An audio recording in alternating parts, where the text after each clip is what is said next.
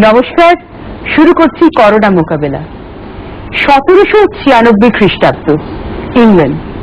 সেখানকার একজন বিখ্যাত সার্জন ডক্টর এডওয়ার্ড জেনার। তখন চলছিল গুটি বসন্তের মহামারী।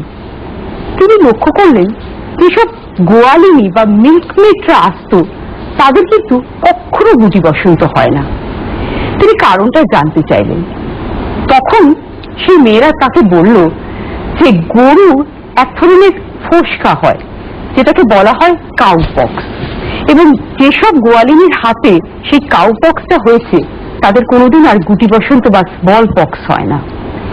তিনি তখন সেই কাউপক্স থেকে কিছু সংগ্রহ করে, জলীয় পদার্থ সংগ্রহ করে একটি বাচ্চা ছেলেকে ইঞ্জেকশন দিলেন। 2 সপ্তাহ পরে তাকে গুটি বসন্তেরও ইঞ্জেকশন দেওয়া হলো।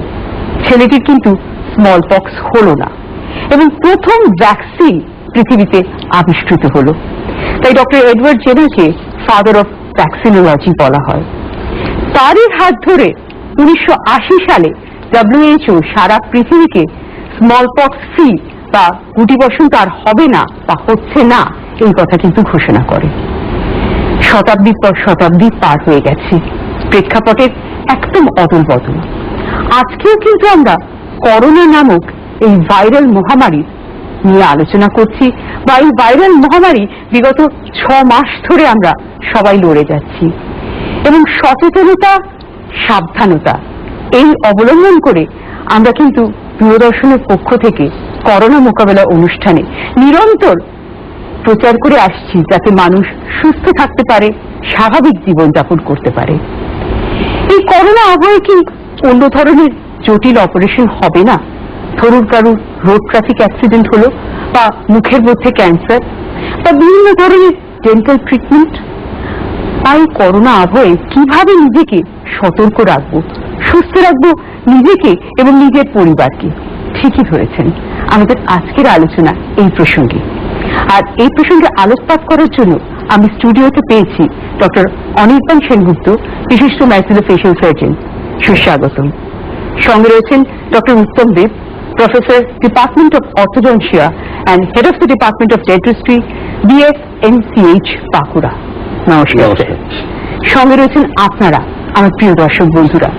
আলোচনা কিছুটা অগ্রসর হলেই সরাসরি এই দুটি নাম্বারে 24235222, 24235223 আপনারা সরাসরি টেলিফোন করে প্রশ্ন করবেন। শুধু নাম বলবেন, প্রশ্নটা সংক্ষেপে করবেন, এবং টিভির ভলিউমটা প্লিজ একদম অফ রাখবেন। আমাদের এই অনুষ্ঠান আমরা সরাসরি ইউটিউবে দেখতে পাচ্ছি, এবং এই অনুষ্ঠানের পুনঃপ্রচার আবারও দেখতে পাবো আজকে রাত্রি 11টায় এবং আগামীকাল বেলা 3টের সময়। ডক্টর সেনগুপ্ত, প্রথমে যেটা আমার আপনার কাছে জানতে ইচ্ছে যাচ্ছে, সামনেই দুর্গাপুজো, আমাদের সবচাইতে বড় উৎসব। আবার বৃদ্ধ বনিতা, বিশেষ করে বাচ্চারা কিন্তু এই দুর্গাপুজোয় আনন্দ করতে চায়। আমরা কেরালার উদাহরণে দেখেছি যে ওনামের পরে কিন্তু করোনা অনেকটা বেড়ে গেল। তাই দুর্গাপুজোর সময় আমরা কি করব এবং কি করব না সেটা যদি একটু বলেন। হ্যাঁ, আমার প্রশ্নের উত্তর দেওয়ার আগে আমি যেটা বলবো যে আমি সমবেদনা জানাচ্ছি প্রত্যেকটি কোভিড শহীদদের প্রতি, যারা আমার বন্ধু, আমার দিদি, আমার বোন, আমার ভাই, যারা কোভিডের বিরুদ্ধে লড়াই করতে করতে মৃত্যুবরণ করেছেন। এবং আমি এই ফোরাম থেকে বলছি তাদেরকে শহীদের মর্যাদা দেওয়া হোক, নাম্বার 1। নাম্বার 2, আর যেটা আমি রিকোয়েস্ট করব এবং সবাইকে যেটা বলবো যে প্রত্যেকটা রিলিজিয়ানেরই একটা করে যে কোনো উৎসব হয়, কিন্তু সেখানে ভয় পেলে চলবে না ঠিকই, কিন্তু সেখানে বাধা নিষেধ যেগুলো আছে, সরকারি বাধা নিষেধ, সেগুলো মেনটেন করে চলতে হবে। এক্ষেত্রে আমি দর্শক বন্ধুদের উজ্জীবিত করার জন্য একটা ছোট্ট কোটেশন বলছি, চে গুইভারার একটা কোটেশন। হাস্টা লা ভিক্টোরিয়া সিমেট্রে, উনি সান্টা ক্লারাতে, কিউবার সান্টা ক্লারাতে এটা বলেছিলেন। এটার মানেটা হচ্ছে যে আমরা করব জয়, উই শ্যাল ওভারকাম। মানে আমরা নিশ্চয়ই এই করোনার, যেটা ধরুন এই যে করোনা অ্যাকচুয়ালি 21st সেঞ্চুরিতে এসে ভাইরাসের মোকাবিলা করতে আমরা যেটা দেখতে পাচ্ছি যে এটা খুব একটা স্প্রেডিং ডিজিজ। কিন্তু এমনি যেটা করোনা ভাইরাস সাধারণ ফ্লুতে যেটা হয়, সাধারণ সর্দি কাশিতে যেটা হয়, হ্যাঁ সেটা কিন্তু এতটা নয়। কিন্তু এর এই যে আমরা এখন যেটা দেখতে পাচ্ছি এই মহামারী, এটাই কিন্তু একটা স্পেশাল, তার থেকে এটা স্পেশাল। প্রাণঘাতী ব্যাপারটা চলে আসে। করোনা সাধারণত 4টে টাইপ আছে, আলফা, বিটা, গামা এবং ডেল্টা। এই বিটা করোনা ভাইরাস, কিছুদিন আগেই আমার স্যার প্রফেসর ডক্টর সুকুমার মুখার্জির একটা ইন্টারভিউ আমরা দেখেছি, সেখানে উনিও এটা অ্যাডমিট করেছেন যে এটা মৃত্যু, প্রাণঘাতী ব্যাপারটা প্রচন্ড চলে আসে, রেসপিরেটরি ডিস্ট্রেস। আমি সেই নথি নিয়ে এসেছি। প্রথম এইটা যেটা দেখা যায় 2000, মানে যেটা অ্যাকুট রেসপিরেটরি সিনড্রোম যেটাকে বলে, 2002 থেকে 2003 সালে সেটা দেখা যায়। তার এটা মেইনলি মানে যেটা পীঠস্থান ছিল, মানে যেখান থেকে হয়েছিল হংকং এবং চীন। তারপরে কিন্তু এটা হয়েছে মিডল ইস্ট থেকে, সেখানে বলা হয় হচ্ছে MERDS। আর এখন 20 বছর পর যেটা হচ্ছে সেটা হচ্ছে বিটা করোনা ভাইরাস, কিন্তু প্রচন্ড ডেঞ্জারাস, এবং এটাকে নোভেল কোভিড-19 বলা হয়। এবং করোনা ভাইরাসটাকে দেখতে মাইক্রোস্কোপিক ফিগার হচ্ছে রাজার মুকুটের মতো, খুব তাড়াতাড়ি স্প্রেড করে। তবে একটা জিনিস আমি নিশ্চয়ই বলবো, আপনারাও নিশ্চয়ই লক্ষ্য করেছেন, আমার সঙ্গে আমার টিচার রয়েছেন, আমার মেন্টর ডক্টর উত্তম দেবও রয়েছেন, উনিও নিশ্চয়ই দেখেছেন যে এই একটা ব্যাপারে সারা পৃথিবী আমরা আজকে একসঙ্গে হয়েছি। ডান বাম নির্বিশেষে প্রত্যেকে, যারা সোশ্যালিজমে বিশ্বাস করে, যারা কমিউনিজমে বিশ্বাস করে, যারা ক্যাপিটালিজমে বিশ্বাস করে, সব যে আমরা করোনা ভাইরাসটাকে এই পৃথিবী থেকে বিদায় করে ছাড়বো। এবং সারা পৃথিবীর মানুষ, এটা কিন্তু খুব একটা আনন্দের ব্যাপার যে এইরকম একটা শত্রুর এগেনস্টে এরকম একটা শত্রুকে আমরা পেয়েছি, নেচার আমাদের দিয়েছে, সবাই মিলে এটা করব। কিন্তু এই পুজোর ব্যাপারটা যেটা আপনি বললেন ম্যাডাম, এটা খুব একটা ইম্পর্টেন্ট ব্যাপার।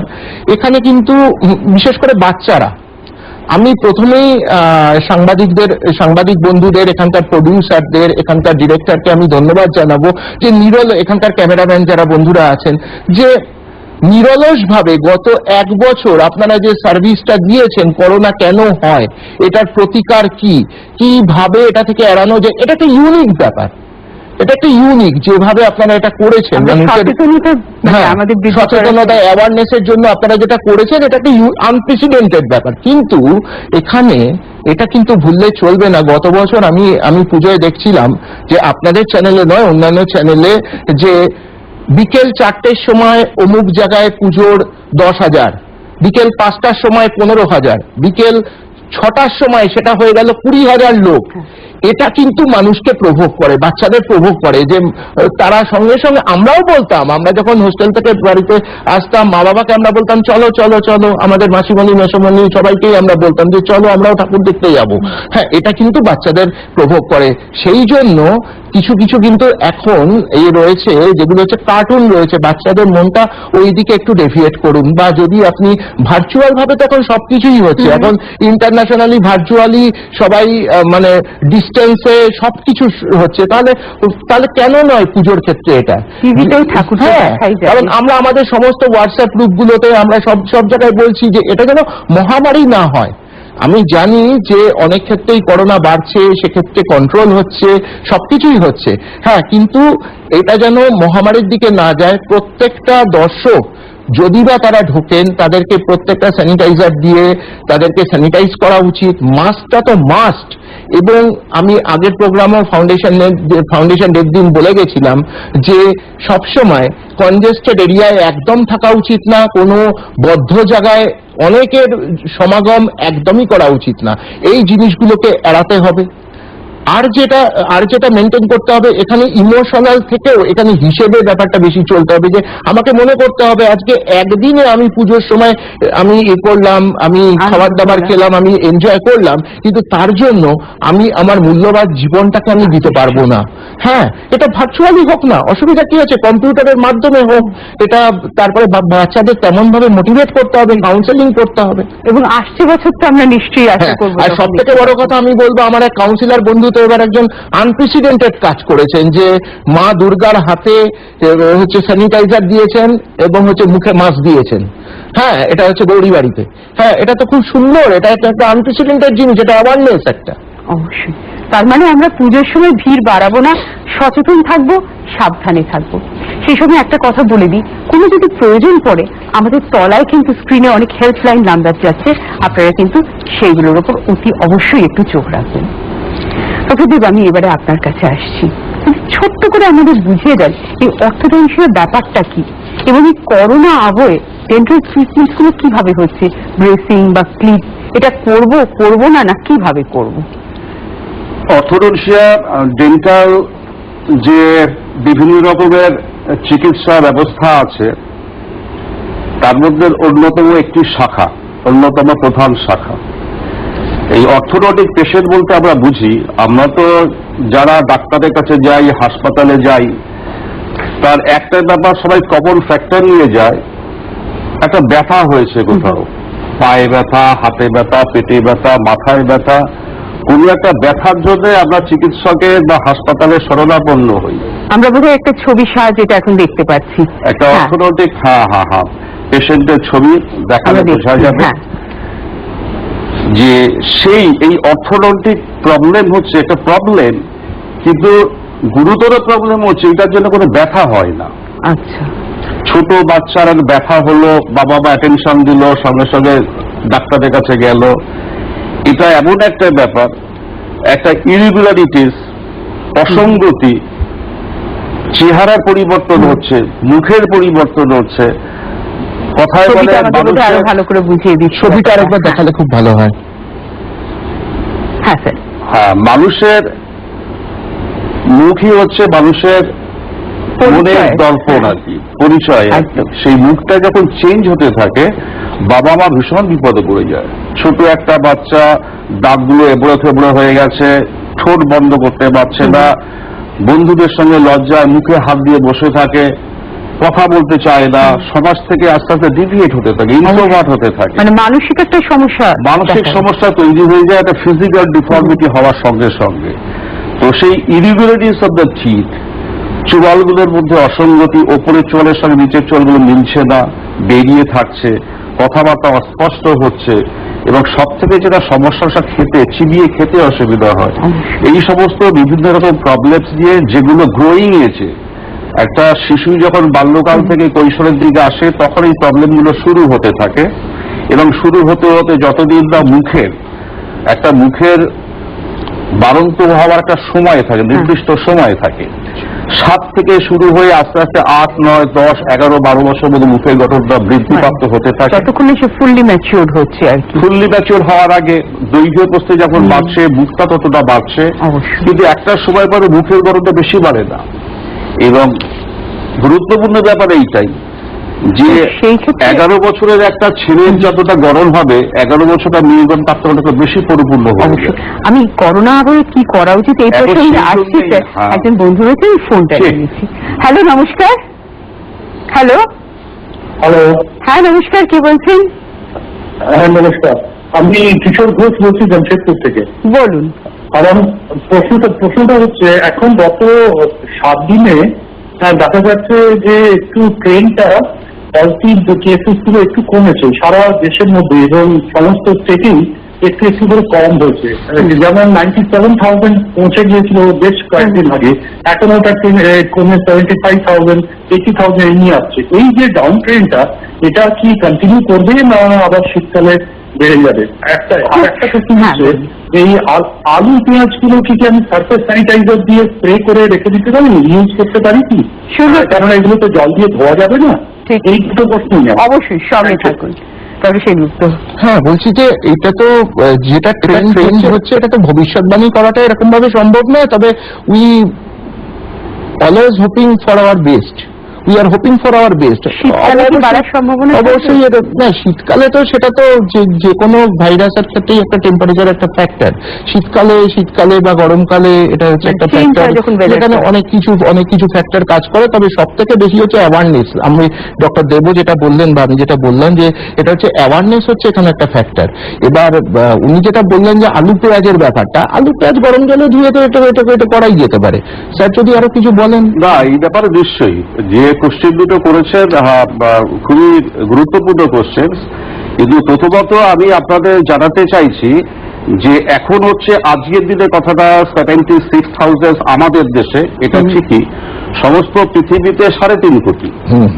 এই জানুয়ারি মাস থেকে যদি ধরা যায়, আমাদের ভারতবর্ষে মার্চ মাস থেকে ট্রুলি শুরু হয়েছে, কিন্তু পশ্চিমী দেশগুলোতে জানুয়ারি মাস থেকে শুরু হয়েছে। সেই হিসাবে অক্টোবরের ফার্স্ট উইক 10 মাস ধরে 3.5 কোটি মানুষ অফিসিয়ালি এফেক্টেড হয়েছে। That is very important, officially affected হয়েছে।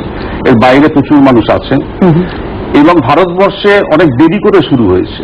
ইতালি, ইংল্যান্ডে যখন জানুয়ারিতেই অনেকটা এগিয়ে গেছে, মার্চ মাসে আমাদের সবে শুরু হয়েছে। এর মধ্যে আমরা 65 লক্ষে পৌঁছে গেছি এবং মারা গেছেন 1 লক্ষ লোকের মতো। তার মানে অন্যদিক থেকে যদি আমরা ভাবি যে 65 লক্ষ লোকের এফেক্টেড হওয়ার মধ্যে 1 লক্ষ লোক মারা গেছে, তার মানে প্রতি 65 জনে একজন করে মারা গেছে, যেটা হাইলি সিগনিফিকেন্ট। এবং একে কোনো রকমে হালকা দেওয়ার কোনো রকম সুযোগ সুবিধা নেই। কমছে বলে 2 দিন পর হয়তো আবার বেড়ে যাবে এবং সব জায়গাতে দেখা গেছে একটা সেকেন্ড ফেজ আসে। এই সেকেন্ড ফেজটা we are awaiting for that.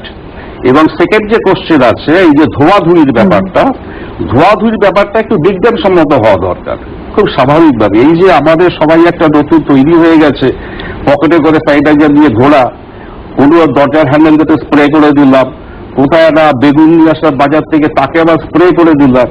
কিন্তু যারা একই কথা বলছে তাদের তো বোঝা উচিত যে করোনা ভাইরাসটা যখন বেগুনটাতে কেউ কাঁচা খাবে না, রান্না করে খাবে। যে টেম্পারেচারে বেগুন রান্না করার কোনো ভাইরাসই বেঁচে থাকতে পারে না। তবুও ধুয়ে নেওয়া ভালো, ভাইরাসের জন্য নয়। যে সব ইনসেকটিসাইডস দেওয়া হয়, যে সমস্ত কেমিক্যালস দেওয়া হয়, তাদের জন্য দূর করবার জন্য। যেটা স্যার বলছেন আর কি, আমরা যেটা বলছি যে প্যানিক যেন না হয়। প্যানিকে কিন্তু মানুষ ভুল করে ফেলে। ঠিক, প্যানিক যদি হয় সেটাকে থাকবো কিন্তু ভয় পাবো। আজকালকার দেখতে পাচ্ছি আমি বেশিরভাগ সময় পেশেন্টের সঙ্গে যখন ইন্টারাকশন হয়, যখন আমি ইন্টুবেশন করি তার আগে বা পরে বা রোড ট্রাফিক অ্যাক্সিডেন্টের আগে বা পরে, সেখানে পেশেন্ট একটা প্যানিকড হয়ে যাচ্ছে।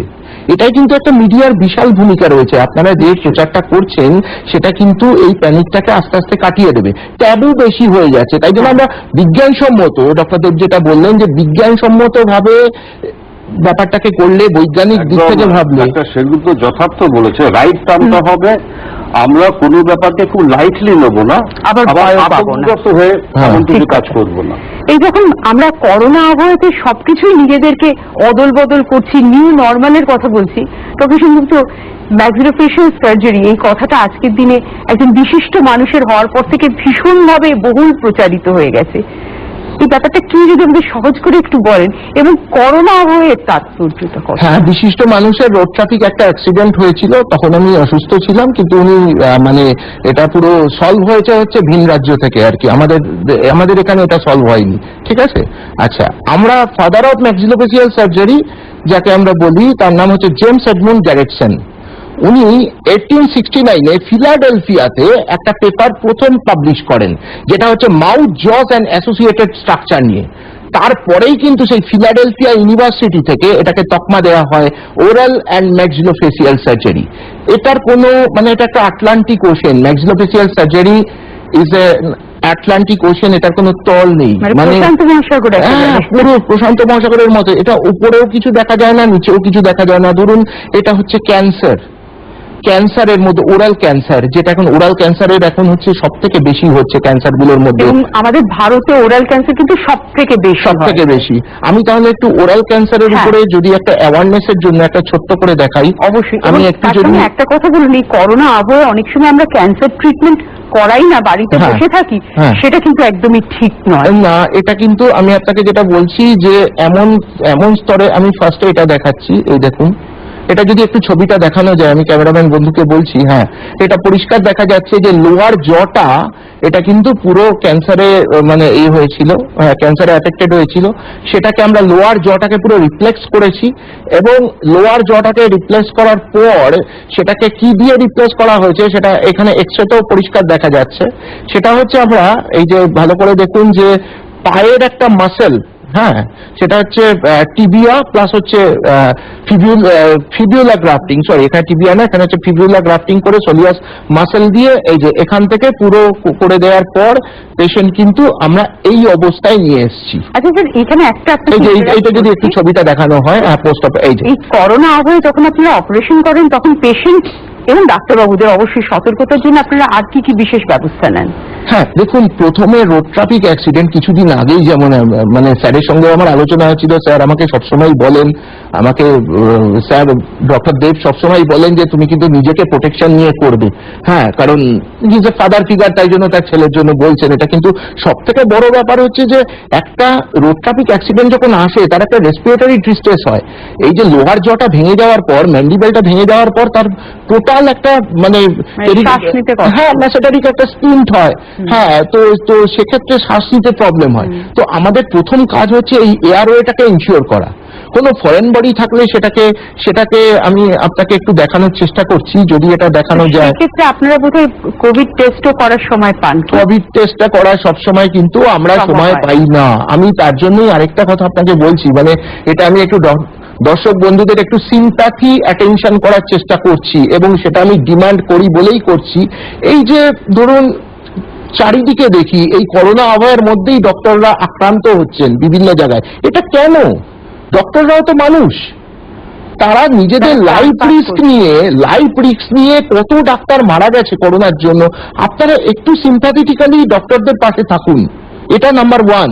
নাম্বার টু হচ্ছে আমি আরেকটা যেটা বলবো, যে সেখানে অলরেডি একটা হয়েছে, একটা প্রেয়ার হয়েছে যে এইটাকে কনজিউমারেবল পরিষেবার মধ্যে কেন আনা হচ্ছে?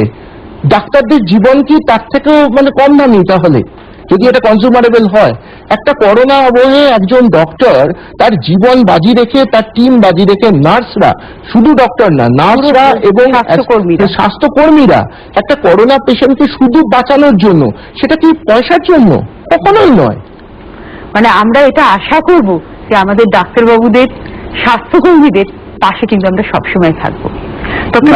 হ্যাঁ, একটা জিনিস আমার মনে হচ্ছিল যখন ডক্টর সেনগুপ্ত যে কথাটা বলছিলেন আর কি, এবং আপনার যে কোশ্চেনটা হলো আর কি সতর্কতা নেবেন আর কি, দ্যাট ইজ ভেরি ইম্পর্টেন্ট।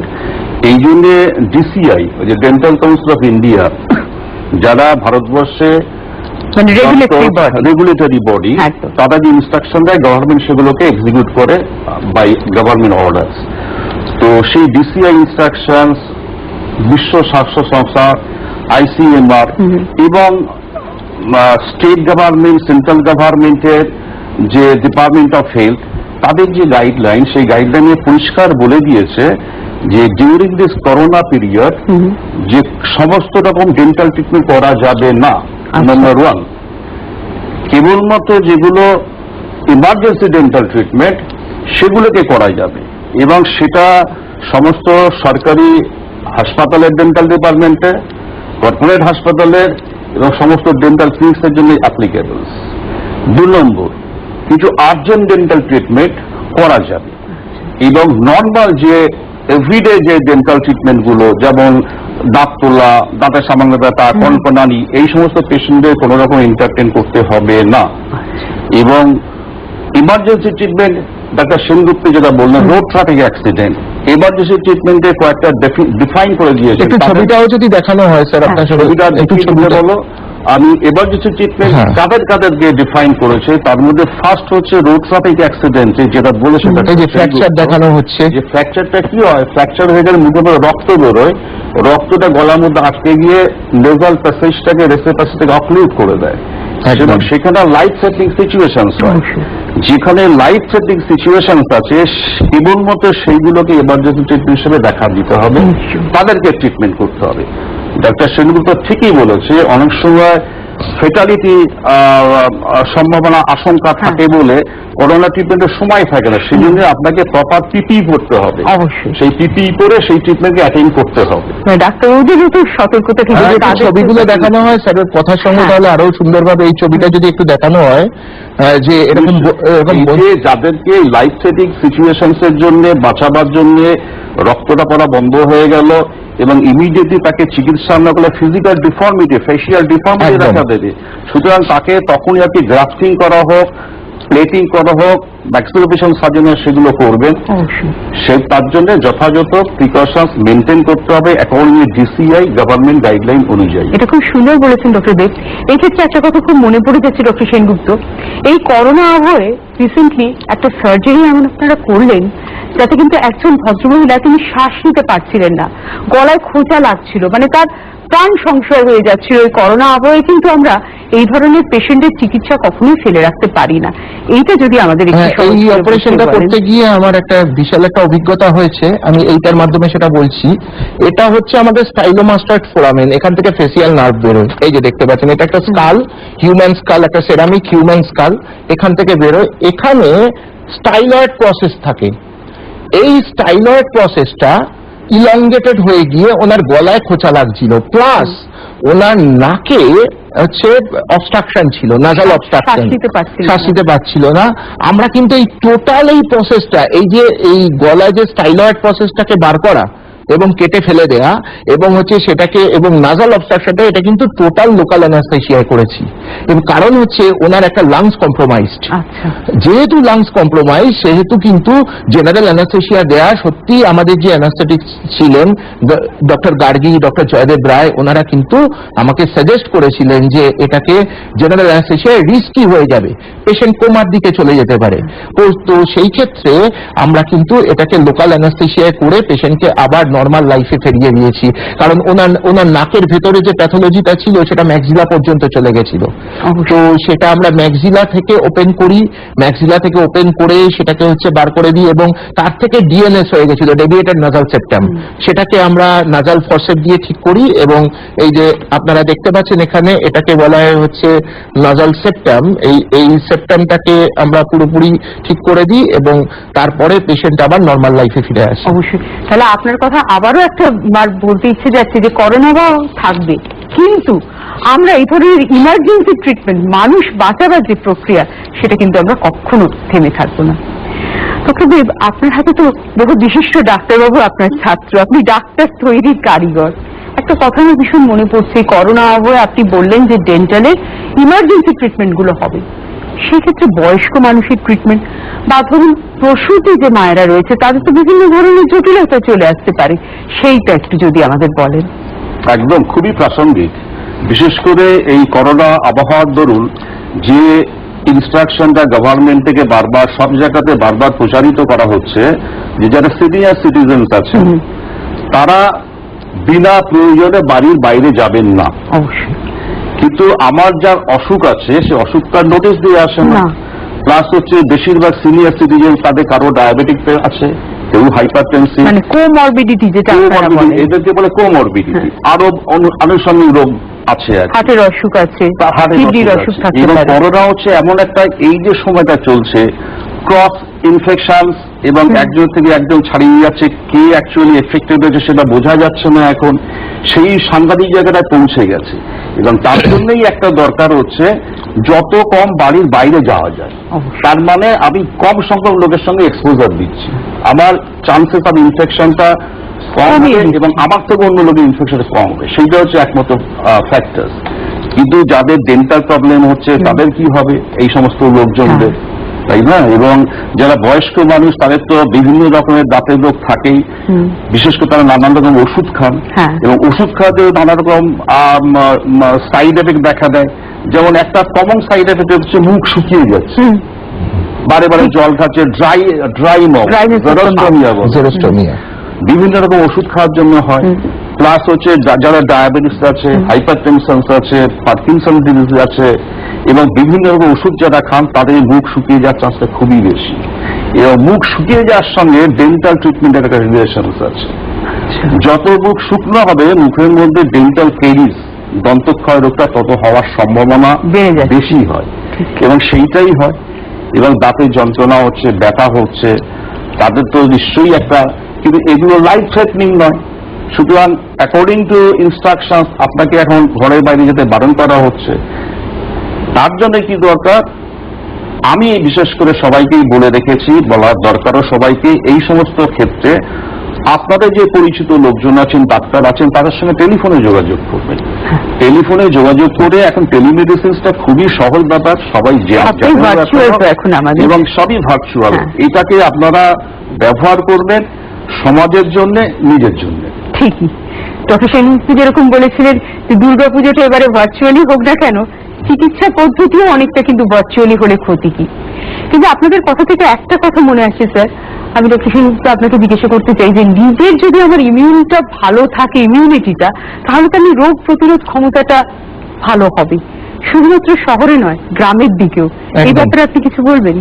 হ্যাঁ, মানে যেটা আমি বলতে চাইছি যে মুড়িমুড়কির মতো ওষুধ খেয়ে কোনো লাভ নেই, তবে যে ওষুধটা খাওয়ার সেটা কিন্তু খেতে হবে অ্যাকর্ডিং টু ডক্টরস প্রেসক্রিপশন। আর ফলমূল যেগুলো পাওয়া যায়, শরবতি লেবু, ফলমূল, এগুলো কিন্তু এবং সব থেকে বড় কথা যে গ্রামের লোক, পশ্চিমবঙ্গের গ্রামের লোক ভাতের ফ্যান পর্যন্ত খায়। ভাতের ফ্যান, তারপরে পান্তা ভাত, এগুলো কিন্তু প্রচন্ড মানে মানে শরীরের পক্ষে বেশ ভালো এগুলো, এবং তাদের সুঠাম দেহ। আর সব থেকে আমি বড় কথা বলবো যে পশ্চিমবঙ্গের গ্রামে গঞ্জের ইমিউনিটির থেকেও বড় কথা হচ্ছে 5F যে কথাটা বলবো, finger, fomite, fly, fluid and food.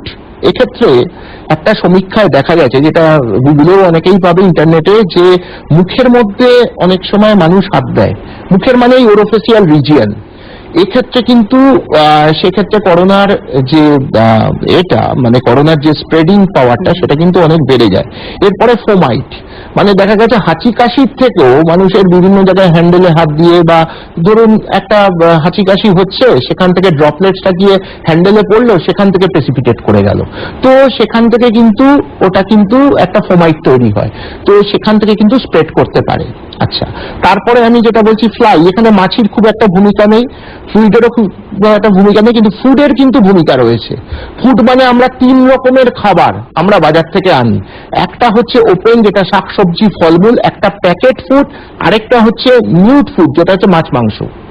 আমরা যেটা শাকসবজি ফলমূল যেগুলো আছে সেগুলোকে ডক্টর দেব যেমন বললেন যে গরম জলে ধুয়ে বা তেমন ভাবে খেতে হবে, আর যেগুলো হচ্ছে আপনার সবজি যেগুলো আছে সেগুলো এতটাই গরমে যেটা বয়েল করা হয়, সেক্ষেত্রে আলাদাভাবে প্রিপারেশন নেওয়ার কোনো প্রয়োজন আমি দেখছি না। আর যেটা মোস্ট ইম্পর্টেন্ট আমি একটা বলবো গ্রামের লোকদের ক্ষেত্রে, এটা হচ্ছে মানে আমি ডক্টর সুবর্ণ গোস্বামী, আমরা অনেক কথা বলে এবং বিভিন্ন সায়েন্টিস্টদের সঙ্গে কথা বলে আমরা এটা মানে বলতে পারেন আলোচনা করে বার করেছি আর কি গ্রামের লোকদের জন্য। সেটা হচ্ছে ব্লিচিং পাউডার, CaOCl, এটা হচ্ছে 30 থেকে 33 গ্রাম, 1%, এটা 30 থেকে 33 গ্রাম যদি 1 লিটার জলে যদি দিয়ে ভালো করে গোলা হয়, গোলানোর পর ওটা নিচে প্রেসিপিটেট করে গেল, এবার ওপরের যে জলটা আমরা যদি নিয়ে যাই ওটাই কিন্তু 1% হাইপোক্লোরাইড সলিউশন, এবং এটা কিন্তু করতে এমন কিছুই খরচা লাগে না। এটা দিয়ে সমস্ত কিছু আপনি স্যানিটাইজেশন করতে পারেন, ডেন্টাল চেয়ার থেকে, 5 স্টার হসপিটালের ডেন্টাল চেয়ার থেকে একদম মেঠো বারান্দা পর্যন্ত, যেখানে বসে মুড়ি নারকেল খাওয়া হয়, সেখানেও আপনি এটাকে পুরোপুরি স্যানিটাইজেশন করতে পারেন স্প্রে করে। এবং এটা দিয়েও কিন্তু আপনি পাউরুটির উপরের প্যাকেট সেগুলোকে সুন্দরভাবে স্যানিটাইজেশন করা যায়। এবার আসছি নিউড ফুড, মানে মাছ মাংস যেগুলো, সেগুলো এত ডিগ্রি টেম্পারেচারে বয়েলড হচ্ছে, ফলে সেগুলোকে আমি আবার গরম জলে কেন আমি ধুতে যাব? এগুলোই আমি যেটা বলছিলাম, বা ডক্টর দেব যেটা বলছিলেন, মানুষ যাতে প্যানিকড না হয়, মানুষ যাতে সায়েন্টিফিক্যালি চলে, কিন্তু প্যানিক কিন্তু মানুষের হার্ট অ্যাটাক করে দেয়, এই প্যানিক থেকে মানুষের মানসিক রোগ হয়, এগুলো যেন একদম না হয়। ভয় নয়, ভয়কে জয় করতে হবে। একদম। বন্ধু রয়েছেন, আমি ফোনটা নিচ্ছি। হ্যালো, নমস্কার, কে বলছেন?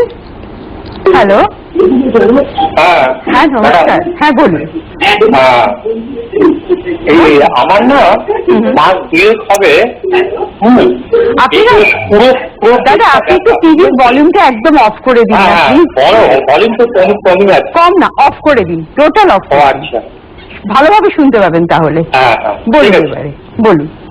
মানে পুরো পেটটা ব্যথা, হ্যাঁ, মনে হয় যেন পেটের ভিতর জ্বলছে। আমার এমনি কনস্টিটিউশন আছে, হ্যাঁ, আর হচ্ছে গিয়ে মানে এটা যখন প্রবলেমটা শুরু হলো, মুখ থেকে থুতু বেরোচ্ছে, মানে থুতুটা একটু বেড়ে গেছে, বুঝতে পারলেন না? তো আপনার প্রশ্নটা কি, মানে এটা কেন হচ্ছে? এইটাই তো প্রশ্ন। হ্যাঁ, বুঝতে পেরেছি। এটা হচ্ছে, হ্যাঁ, আপনি শুনতে থাকুন, বুঝতে পেরেছি। এটা স্যারও হয়তো বলবেন, এটা হচ্ছে ভেজাল, এটা ভেজোভেজাল রিফ্লেক্সের জন্য এটা হয়। এটা আপনার যেটা গ্যাস্ট্রিক ইরিটেশন হচ্ছে সেটা হচ্ছে ভেগাস নার্ভ হচ্ছে 10 ক্রেনিয়াল নার্ভ, এটা ভ্যাগাবান্ডের মতো আমাদের মানব শরীরের সমস্ত জায়গায় ঘুরে বেড়াচ্ছে, তার থেকেই এটা হচ্ছে ভেগাস নার্ভ। হ্যাঁ, এটা হচ্ছে ভেগাস স্টিমুলেশনের জন্য এটা হয়, এটা তার জন্যই মুখ থেকে ওনার কখনো থুতু বেরোবে বেশি, কখনো বমি হতে পারে, যেমন ভেজোভেজাল রিফ্লেক্সের জন্য। এটার জন্য আপনাকে কি করতে হবে সেটা আপনাকে শুনুন। সেটা হচ্ছে, আমি এখানে কোনো কোম্পানির ওষুধের নাম বলতে পারবো না, কিন্তু এখানে আপনাকে আগে যেটা আপনার যে গ্যাস্ট্রিক ইরিটেশনটা, সেটা আপনি কোনো গ্যাস্ট্রোইন্টেস্টিনোলজিস্টের কাছ থেকে আপনি পরামর্শ নিয়ে সেটা ঠিক করুন। বাদ বাকিটা ডক্টর দেব বলছেন। অবশ্যই। আর তার সঙ্গে সঙ্গে স্যার আরেকটা জিনিস আপনার কাছে জানতে ইচ্ছে যাচ্ছে, আপনি বয়স্ক মানুষদের কথা বলেছিলেন, প্রসূতি মায়েদের কথা, সেটাও যদি একটু আমাদের বলেন। একদম প্রথমেই, হ্যাঁ, প্রথম কোশ্চেনটা সেকেন্ড হাফ এইটা ছিল আর কি। প্রসূতি মা, এই ব্যাপারেও তো একটা গাইডলাইন আছে কোভিড ছাড়াও। হ্যাঁ, কোভিডের জন্য সেটা আরো গুরুত্বপূর্ণ হয়ে দেখা দিয়েছে। তো প্রসূতি মা যাদের আছেন, আমরা ইউজুয়ালি প্রথম 3 মাস এবং শেষের 3 মাস, এই দুটো টার্মকে, ফার্স্ট ট্রাইমেস্টার এবং থার্ড ট্রাইমেস্টার, 3 মাস করে যদি 9 মাসটাকে আমরা ভাগ করি, প্রথম 3 মাস এবং শেষের 3 মাসে আমরা বলি যত কম ডাক্তারের কাছে যাওয়া যায়, যত কম ওষুধ খাওয়া যায়। তার কারণ এই সময়টায় শরীরের মধ্যে যে ভ্রূণ তৈরি হচ্ছে, ডেভেলপ করছে, তাতে যত কম ডিস্টার্ব করা যায়। যদি কোনো রকমের ছোটখাটো অসুবিধা হয় বা এমার্জেন্সি ট্রিটমেন্ট করতে হয়, মাঝের যে 3 মাস আছে সেই 3 মাস হচ্ছে তার জন্য সঠিক সময়। কারো দাঁত তুলতে হবে, মুখ দিয়ে রক্ত বেরোচ্ছে, মুখের মধ্যে দন্তমল জমেছে, নোংরা হয়েছে, তার জন্য চিকিৎসা করতে হবে মাঝের 3 মাসের জন্য।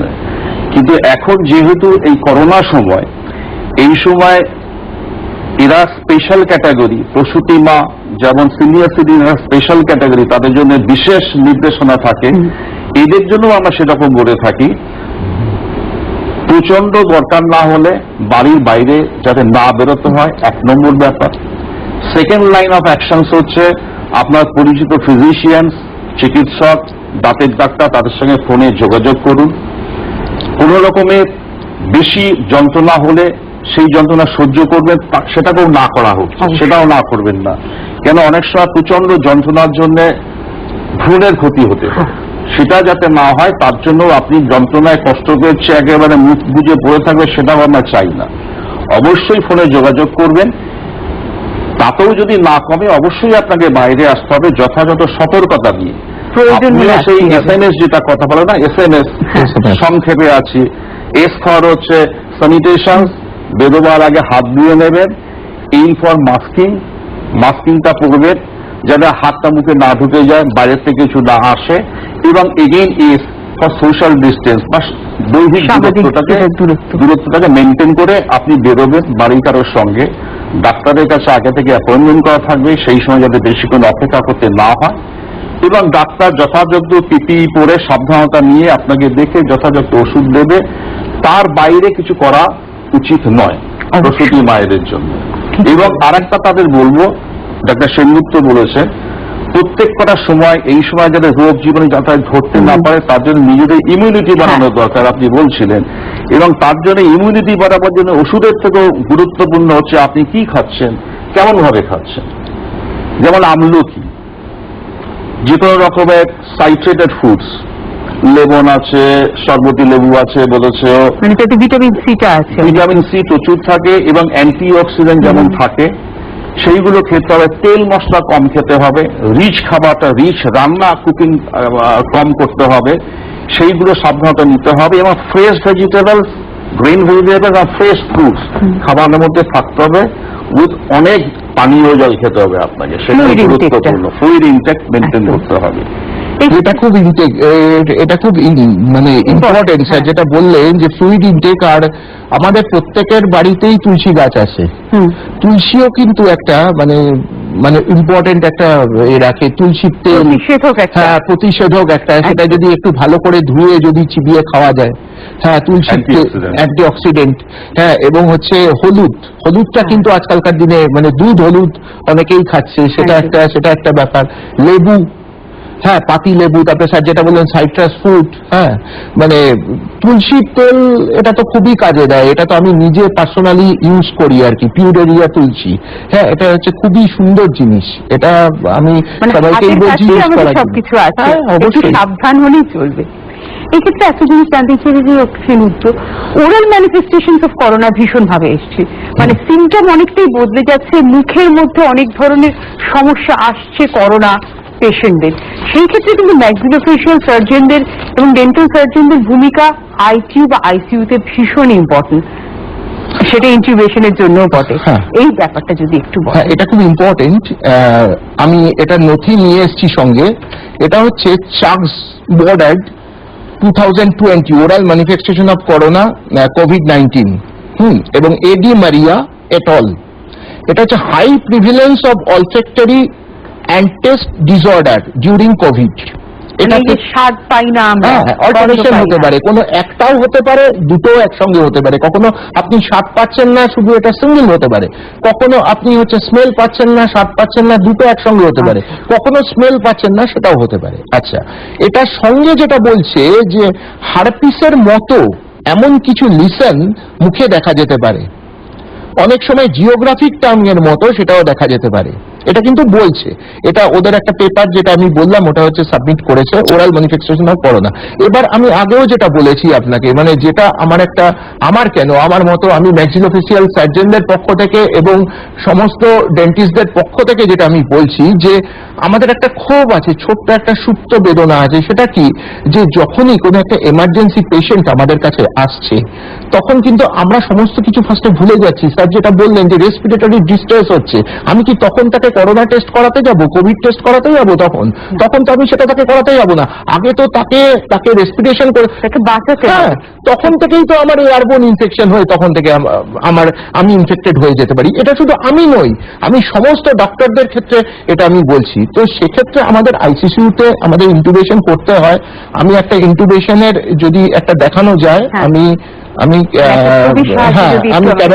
ক্যামেরাম্যানকে একটু বলছি, ক্যামেরা বন্ধুকে বলছি যদি একটু দেখানো যায় আর কি। এটা একটা ভিডিও ক্লিপিং।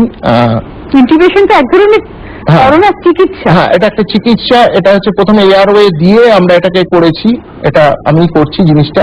এটা হচ্ছে তারপরে ইনটিউবেশনটা অ্যাকচুয়ালি কি, ইনটিউবেশন মানে করোনা কালে বা কোনো সময় সেখানে যদি আমার লাংসের আর্টিফিশিয়াল ভেন্টিলেশন করার জন্য একটা পথ তৈরি করা, যেটা আমরা এখানে দেখাচ্ছি আর কি। ইন্টিউবেশন তো বিভিন্ন ধরনেরও হয়। হ্যাঁ, বিভিন্ন ধরনের হয়, সেটা আমি আসছি। সেটা হচ্ছে নাজাল এবং হচ্ছে বাইস্টোমোরিয়াম মানে ওরাল, মানে মুখ থেকে এবং নাক থেকে, এই দুটো ভাবে হয়।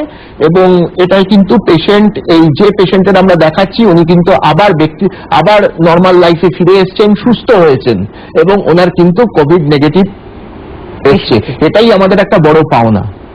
তাই আপনি ম্যাডাম, আমি আপনাকে একটা কোশ্চেন ছুড়ে দিচ্ছি, আপনি তো আমাদের কোশ্চেন করছেন, আপনি বলুন তো, আমি বা আমার টিম এটা কি কোনো অর্থনৈতিক কারণে এনাকে আমরা বাঁচিয়েছি? অবশ্যই না। তাহলে এটা কনজিউমারেবল হবে কেন? এবং আমাদের ডাক্তারদের পরিষেবাটা কেন কনজিউমারেবল হবে তাহলে? দেখুন, আমি একটা it should be philanthropic ground. এটা টোটালি ফিলান্থ্রপিক গ্রাউন্ডে আমরা করেছি, মানুষকে বাঁচানোর জন্য। ডাক্তারদের মেন্টালিটি এরকম, কারণ ডাক্তারদের এত পড়াশোনা করতে হয়। এই যে স্যার আমাদের যখন ছিলেন, উনি তো প্রচন্ড, আমাদের যখন এক্সাম নিয়েছিলেন প্রচুর কোশ্চেন। হ্যাঁ, ডাক্তারদের লাইফটা হচ্ছে শুধু বই পড়া এবং পেশেন্টের সার্ভিস করা। এটা কিন্তু একদমই অন্য মানুষের সাথে ডাক্তারদের, এটা আমরা প্রমোটারদের সঙ্গে, আমি রেসপেক্ট করি প্রমোটারদের, হ্যাঁ, এদের সঙ্গে গুলিয়ে ফেললে হবে না। আমরা একটা কথাই বলতে পারি যে আমাদের এই অনুষ্ঠানে আমরা প্রতিনিয়ত যেরকম মানুষকে সচেতন করার চেষ্টা করি, সাবধানে থাকবেন, সতর্ক থাকবেন, সেরকম নিরন্তর ভাবে প্রায় প্রতিটি অনুষ্ঠানে আমরা বলে থাকি যে আমাদের ডাক্তারবাবুরা, আমাদের স্বাস্থ্যকর্মীরা, তারা কিন্তু আমাদের সম্পদ। সেই সম্পদকে আমরা যত ভালোভাবে রাখতে পারবো, আমরা নিজেরা ভালোভাবে বাঁচতে পারবো। একজন ডাক্তার বেঁচে থাকা মানে কিন্তু অনেক মানুষকে বাঁচিয়ে রাখা। সুতরাং নিজেদের স্বার্থে কিন্তু আমরা ডাক্তারবাবুদের পাশে থাকবো, আমার তো তাই মনে হয় ডক্টর দেব। আচ্ছা, একটা প্রশ্নে আমরা ছিলাম, আপনি ক্লিপিং এন্ড ব্রেসিং এর কথাটা বলেছিলেন, যেটা আমাদের একজন বন্ধুর ফোনের জন্য একটু আটকে গিয়েছিল, সেই প্রসঙ্গটা এই করোনা হয়ে যদি একটু বলেন। খুবই গুরুত্বপূর্ণ এই জন্যেই যে কেন ডিসিআই বা গভর্নমেন্ট এরকম বিধিনিষেধ করেছে। হ্যাঁ, ফার্স্ট হচ্ছে করোনা কিভাবে ছড়ায় সেটা যদি আমরা দেখি। করোনা ছড়ায় প্রথমত, আমি এখানে বসে আছি, পেশেন্ট আমার সামনে বসে আছে, এবং ডেন্টাল সার্জন পেশেন্টের সঙ্গে একটা অদ্ভুত রিলেশনস থাকে, যেটা সবাই সব জায়গাতে বলছে সামাজিক দূরত্ব, সোশ্যাল ডিস্টেন্স মেনটেন করুন, সেটা 6 ফিট দূরে বসুন। সেটা তো সম্ভব। আমরা কিন্তু পেশেন্টের প্রায় মুখে মুখ লাগিয়ে ট্রিটমেন্ট করতে হয়, একদম তাই। একদম কাছাকাছি। আমাদের নিঃশ্বাস তার নাকে যাচ্ছে, তার নিঃশ্বাস আমার মুখে ঢুকে যাচ্ছে, তাই না? আর পেশেন্টকে তো মুখে মাস্ক পরিয়ে আমি ট্রিটমেন্ট করতে না, পারবো, তাহলে তো আপনার ট্রিটমেন্টই হবে না। ট্রিটমেন্ট হবে না। হ্যাঁ। সুতরাং শুধু সেরকমই না, নিঃশ্বাস প্রশ্বাসের একটা প্রসেস করোনা সংক্রমিত হওয়ার, আরো প্রসেস হচ্ছে হঠাৎ মুখের মধ্যে কোনো যন্ত্রপাতি দিয়ে অনেকে রিফ্রেশনে কেসে দিল, হাঁচি আসলো, সেই হাঁচির সঙ্গে যে ড্রপলেট বেরিয়ে ছিটকে চলে যায় অনেক, সেটা তো আরো বেশি ইনফেকশন। সেটা আপনার ডাক্তারের কাছে যেতে পারে, ডাক্তারের পাশে যে হেল্পিং হ্যান্ডস আছে তাদের কাছে যেতে পারে। এবং অনির্বাণ যেটা বলছিল যে ফোমাইটস, আমার সামনে টেবিলটা যে ডেন্টাল চেয়ার আছে টেবিলের মধ্যে রাখলো, ভাইরাসটা সেখানে জমা হলো, আমি সেখানে হাত দিলাম, ওখান থেকে আমার কাছে চলে আসলো, এই যে মোড অফ ট্রান্সফার, সেই জিনিসটা হওয়ার চান্স খুব বেশি। তো এবং অর্থোডন্টিক পেশেন্টের জন্য যেটা খুব গুরুত্বপূর্ণ যে তাদের চেয়ার সাইড টাইম অনেকটা বেশি লাগে। একটা পেশেন্টের অ্যাপ্লায়েন্স দিতে, ব্র্যাকেট লাগাতে, তার লাগাতে আমরা একটু ছবি দেখতে পারি, প্লিজ একটা ছবি দেখতে একটা ছবি যদি দেখা যায়, ড্রেসিং দেওয়া ছবি যদি থাকে খুবই ভালো হবে। এটা অর্থোডন্টিক পেশেন্ট, এদের মুখ ঠিক করতে হয়। এটা ট্রিটমেন্টের আগে যেটা আছে, ট্রিটমেন্টের পরে সি চেঞ্জ একটু যদি দেখানো যায়, যদি মানে আকাশ পাতাল পার্থক্য হয় না। যেটা বলা হচ্ছে যে এই করোনা আবহাওয়ায় কি যে আমি আপনাকে টাচ করলাম সঙ্গে সঙ্গে করোনা যে চলে গেল সেরকম নয়, একদম নির্দিষ্ট সময় দিতে হবে। এই 15 মিনিট 20 মিনিট কাছাকাছি বসে আছি, ট্রান্সফার হলে একটা কোয়ান্টাম অফ ট্রান্সফার হলো, লোডটা গেল, তাহলে হতে পারে। টাচ করার সঙ্গে সঙ্গে যায় না, ভূতের মতো না, ঝাপাস করে দৌড়লাম। কিন্তু যেহেতু অর্থ পেশেন্টকে অনেকক্ষণ ধরে সময় বসে থাকতে হয়, তো তাদের সংক্রমিত হওয়ার চান্স বেশি, এবং ভিস হতে পারে আর কি। এই সময় বেশিরভাগ ক্ষেত্রে এই সময় প্রচন্ড প্রয়োজন না হলে অর্থোডন্টিক পেশেন্টদের নতুন করে ট্রিটমেন্ট শুরু করাটা ঠিক নয় আর, যেটা আপনি বলেছেন। কিন্তু মুশকিল হচ্ছে যাদের ব্র্যাকেট লাগানো থাকে, তার লাগানো আছে, ইলাস্টিক্স লাগানো থাকে, এবং বিশেষ করে ছোট ছোট বাচ্চা, বেশিরভাগই টিনেজার্স, আরো কম বয়সের, তাদের এই খাওয়া দাওয়ার জন্য ব্র্যাকেট খুলে গেল, তারটা লুজ হলো, গালে খোঁচা লাগলো, সেই সময় দেখে দিতে হবে কিছু। সেইগুলোর জন্য যেমন দেখবার জন্য স্পেশাল অ্যাপয়েন্টমেন্ট করে, কম যাতে বসে থাকতে হয় পেশেন্টকে, কম সময় যাতে করে দেওয়া যায়, সেইগুলোকে মাথায় রেখে প্ল্যানিং করে তবে সেই পেশেন্টকে ডাকা দরকার ক্লিনিক্সে বা হাসপাতালে। অবশ্যই এটা ভীষণ ইম্পর্টেন্ট। ডক্টর সিংহ, একটা কথা খুব মনে হচ্ছে, যা স্যারের কথা শুনে আমার মনে হলো, ডাক্তারদের প্রোটেকশনের জন্য এবং পেশেন্টের প্রোটেকশনের জন্য বটে পিপিইটা ভীষণ ইম্পর্টেন্ট। সেটা যদি আপনি বলেন, এবং তার সাথে সাথে আমি অনুষ্ঠানের শুরুতে একটু ভ্যাকসিন নিয়ে কথা বলেছিলাম, যেটার আশা একটা মনের কোণে আছে যে নিউ নর্মাল নয়, ওল্ড নর্মালে আবার কবে ফিরবো, সেটা যদি একটু বলেন।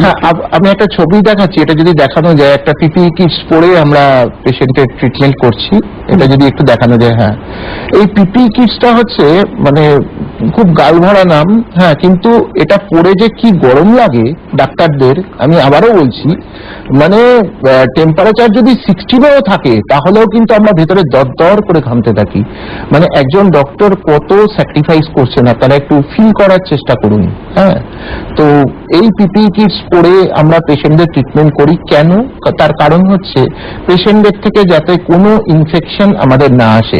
পিপিই কিটস এর অনেকগুলো পার্টস আছে। ফার্স্ট পার্টসটা হচ্ছে যে আমাদের বডি, এবং অনেক সময় হেড ক্যাপ যেটা থাকে, body inbuilt head cap or separated head cap, তারপরে যেটা থাকে ফেস শিল্ড। অনেক পিপিই কিট দেয় হচ্ছে স্পেক দেয়, অনেকে আবার দেয় না, যেগুলো একটু কস্টলি পিপিই কিটস তারা স্পেক দেয়, আই প্রোটেক্টর। আচ্ছা, মাস্ক দেয় তারা সক্স দেয়, এবং অনেক সময় সক্সের সঙ্গে ডিসপোজেবল শুজ দেয়। এই হচ্ছে পিপিই কিটস। এবার এই পিপিই কিটস ইউজ করলে তো আমি আপনাকে সাইড এফেক্টটা বললাম, আমার ফিলিংসটা বললাম ইউজ করে, কিন্তু এই পিপিই কিটসটা কিন্তু খুব ভেরি ইম্পর্টেন্ট, প্রাণ বাঁচায়। এটা হচ্ছে একটা মানে ধন্বন্তরী জিনিস, এটা হচ্ছে প্রাণ বাঁচায়। আর সেকেন্ড যে কোশ্চেনটা বললেন ভ্যাকসিন, দেখুন ভ্যাকসিন নিয়ে ইন্টারন্যাশনাল লেভেলে এখন যেটা হচ্ছে, বিবিসি নিউজ দেখছি বা আমাদের হুয়ের যেটা দেখছি, কিন্তু আমি সব থেকে স্যালুট জানাবো হচ্ছে পুতিনকে, যে হচ্ছে মানে নিজের মেয়ের উপরে ফার্স্টে এটাকে অ্যাপ্লাই করেছেন, এবং সেটা কিন্তু রাশিয়ার এই ভ্যাকসিনটা কিন্তু চ্যারিটি বিগিনস এট হোম হচ্ছে করে দেখিয়ে দিয়েছে যে আমার মেয়েকে আমি ফার্স্ট এটা দিচ্ছি, তোমরা এটাকে ইউজ করো। এরকম কে করবে? আর তো কাউকে আমি দেখছি না এরকম করেছে। মানে আমাদের মতো সাধারণ মানুষের জন্য ভ্যাকসিনের আদৌ আশাটা আছে আর কি। হ্যাঁ অবশ্যই, আমার তো মনে হয় যে এটা নেক্সট ইয়ারের প্রথমে বা এই ইয়ারের শেষের দিকেও, মানে আমার যারা বন্ধু আছে কথাবার্তা বলছি, মানে মনে হয় সেই হতে পারে।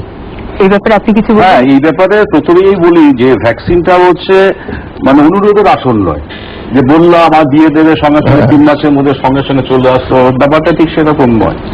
তার একটা ছোট উদাহরণ দিই, এই যে পৃথিবীতে যত সব থেকে বেশি রোগ হওয়া যে মানুষের রোগ, তার 1 নম্বর হচ্ছে ইনফ্লুয়েঞ্জা, যার মাস্তুতো ভাই হচ্ছে করোনা, সেম আরএনএ ভাইরাস। সব থেকে বেশি হওয়া মানুষের রোগ ইনফ্লুয়েঞ্জা। সেকেন্ড হচ্ছে দাঁতের রোগ, ডেন্টাল ক্যাভিটি। পৃথিবীর 80% লোকের মুখে দাঁতে ডেন্টাল ক্যাভিটিস আছে, এবং ডেন্টাল ক্যাভিটিস যাতে না হয় তার জন্য বিজ্ঞানীরা বছরের পর বছর ধরে 50 বছর হয়ে গেলে ভ্যাকসিন বানাবার চেষ্টা করছেন। কোটি কোটি ডলার খরচা হয়েছে, এখনো কিন্তু সেই ভ্যাকসিন পাওয়া যায়নি। সে স্ট্রেন আইডেন্টিফাই হয়েছে, স্ট্রেপ্টোকক্কাসে কোন স্ট্রেনটা করছে, মানে ভ্যাকসিনটা আসা মাঝে মাঝে একটু জটিল হয়ে পড়ে। জটিল। ব্যাপার হচ্ছে কি 50 বছর আগের থেকে টেকনোলজি এখন অনেকটা উন্নত। সারা পৃথিবীর সমস্ত বিজ্ঞানীরা একযোগে চেষ্টা করছে বিভিন্ন ভাবে, এবং let us hope for the best. অবশ্যই যে এই বছর না হোক, হ্যাপি নিউ ইয়ার তো নিশ্চয়ই পাওয়া যাবে।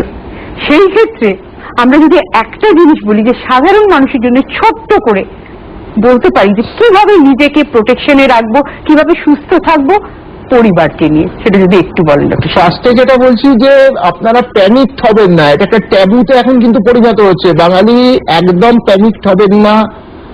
ডাক্তাররা আপনাদের পাশে আছে, ডাক্তাররা বন্ধু, কিন্তু ডাক্তারদের ব্যাপারটাও আপনাদের একটু বুঝতে হবে। এটা সবসময় মনে রাখবেন, উইল উইন। আমি বললাম না একটু আগেই, আমি যখন প্রোগ্রাম স্টার্ট করেছিলাম তখনই আমি বলেছিলাম যে উইল উইন দ্য গেম। একদিন না একদিন আমরা করোনার এগেনস্টে জিতবই। আগে আমরা চিকেন পক্সের এগেনস্টে জিতেছি, ইনফ্লুয়েঞ্জার এগেনস্টে জিতেছি, আমরা কেন হারবো? আমরা অবশ্যই জিতবো। এই বলটা মনে রাখবেন। মাস্ক ইউজ করবেন, সরকারি বিধিকরণ যেগুলো আছে সেগুলোকে মেনটেন করবেন, ডিস্টেন্সিং মেনটেন করবেন, যেটা আমরা পারি না করতে, কারণ আমাদের স্যার যেটা বললেন প্রফেশনাল হ্যাজার্ডস এর জন্য আমরা পারি না, কিন্তু আপনারা করবেন। একসঙ্গে গ্যাদারিং করবেন না, কোনো একটা বদ্ধ ঘরে একসঙ্গে প্রচুর লোকের গ্যাদারিং, সেটা আপনারা করবেন না। হ্যাঁ, মুখে হাত দেবেন না বারবার বাইরে বেরিয়ে। আর একটা যেটা বলবো, যেটা লাস্ট যেটা বলছি, যে ফেনাযুক্ত সাবান দিয়ে হাতটাকে ভালো করে, আমি দেখিয়ে দিচ্ছি এখান থেকে এই পর্যন্ত, মুখে ভালো করে বাইরে থেকে ধোবেন, দরকার হলে চান করে দেবেন। কারণ এই যে আরএনএ ভাইরাসটা স্যার বলছিলেন, এর উপরে একটা লিপিডের প্রোফাইল, লিপিডের একটা কোটিং থাকে, লেয়ার থাকে, সেটা কিন্তু একমাত্র এই সাবানের ফেনা এটাকে সরিয়ে দিতে পারে। যদি এটা সরে যায় তখন ভাইরাসের উপর থেকে, তখন আরএনএ ভাইরাসের খেলা একদম শেষ। নিশ্চয়ই। তার মানে সাবধানে থাকবো, সতর্ক থাকবো, কিন্তু ভয় পাবো না। এই ভয়কে জয় করে এই করোনা কালে, এই দ্রোহকালেও কিন্তু আমরা সুন্দরভাবে সপরিবারে বেঁচে থাকতে পারি। আশা করি আমরা সবাই ভালো থাকবো, আপনারাও ভীষণ ভালো থাকবেন। আপনাদের দুজনকে অসংখ্য ধন্যবাদ। নমস্কার।